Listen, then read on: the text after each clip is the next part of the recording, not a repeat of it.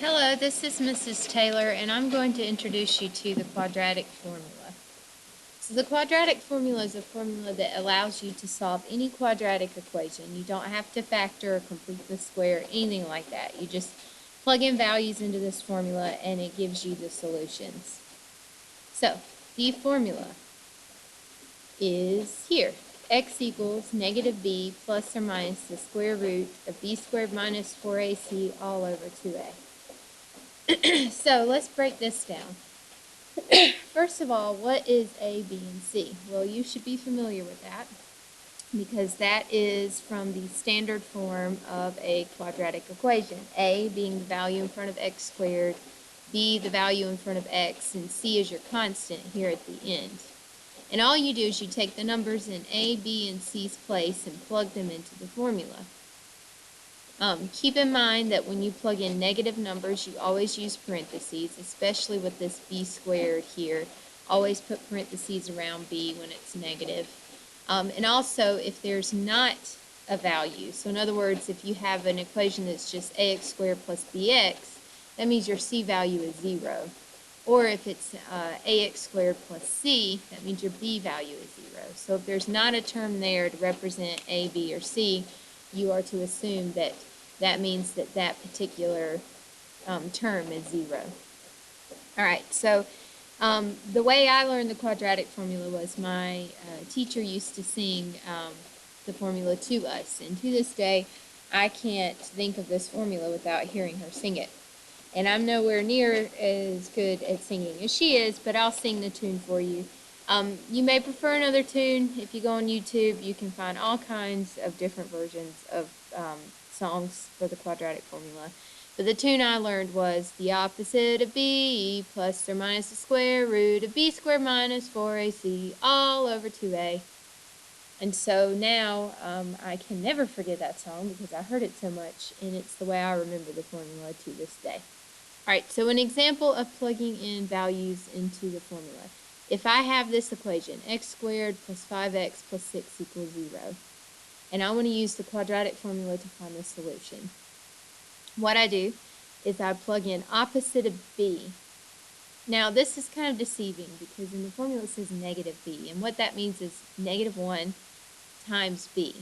So I take the b value, which in this case is 5, and I multiply it times negative 1, so I get negative 5. If the b value was negative here in the equation, I'd multiply it by negative 1 and get positive here in the formula. So it's opposite of b, remember that. Okay, plus or minus the square root of b squared, so 5 squared. I don't use parentheses because it's not negative. Minus 4a, well there's no number in front of x squared, so we assume it's 1. Plug that in for a. C is 6, this number here, all over 2a, 2 times 1.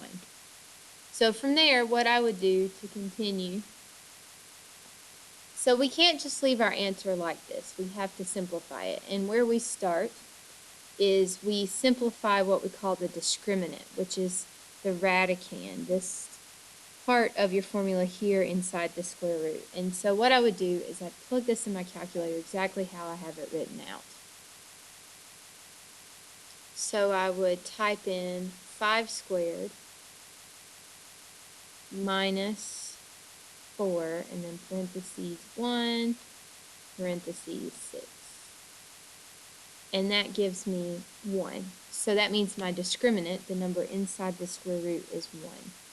And so I'd write negative 5 plus or minus the square root of 1. And then I could go ahead and multiply out the denominator. 2 times 1 is 2. Okay, the next thing you do is if the square root is a perfect square, you go ahead and take the perfect square.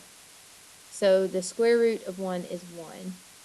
And so I can go ahead and get rid of the square root and write what that's equivalent to, which is 1. Forgive the handwriting, I'm writing with the mouse. All right, so after I've taken care of my radical, the next thing I need to do is break this up into 2 cases, because this plus minus means you actually have 2 answers. You have the answer from doing negative 5 plus 1 and negative 5 minus 1. So that would be negative 5 plus 1 over 2. And it would also be negative 5 minus 1 over 2. So negative 5 plus 1 is negative 4, and negative 4 divided by 2 is negative 2. And then negative 5 minus 1 is negative 6, and negative 6 divided by 2 is negative 3. So you actually have two solutions. X would equal negative 2 and negative 3.